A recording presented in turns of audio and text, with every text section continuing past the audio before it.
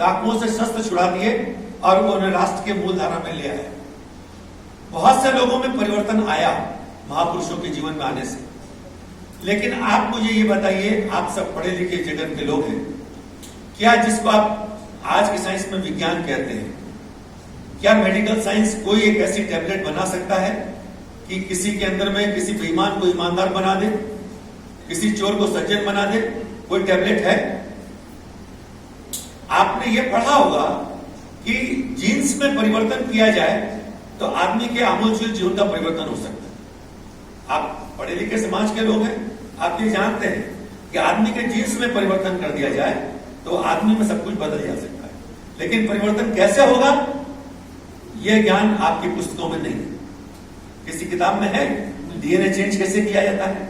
किसी किताब में नहीं, किसी मेडिकल साइंस की बुक में नहीं है। लेकिन विज्ञान है, ऐसा होता है। कैसे होता है?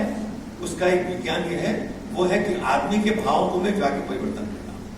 इस दुनिया में जो कुछ भी है वो दो चीज से मिलकर बना हुआ है, एक जड़ और एक चेतन। हम और आप जड़ किसको कहते हैं?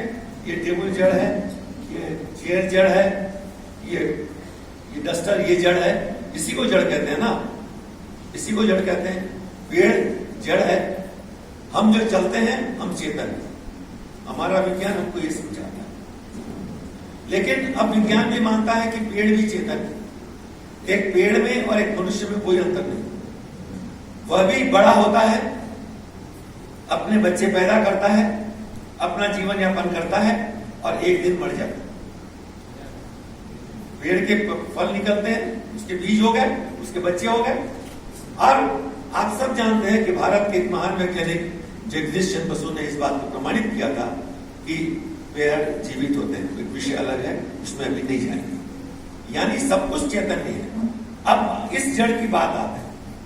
कोई लोहा, तांबा, चांदी, सोना, जो भी धातु है, सब जड़ है।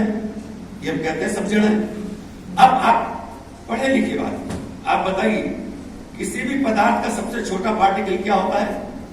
एटम। ठीक है, उस एटम को भी अगर आप तोड़ेंगे तो उसमें क्या देखेंगे? उसमें एक न्यूक्लियस है, इसमें इलेक्ट्रॉन प्रोटॉन है,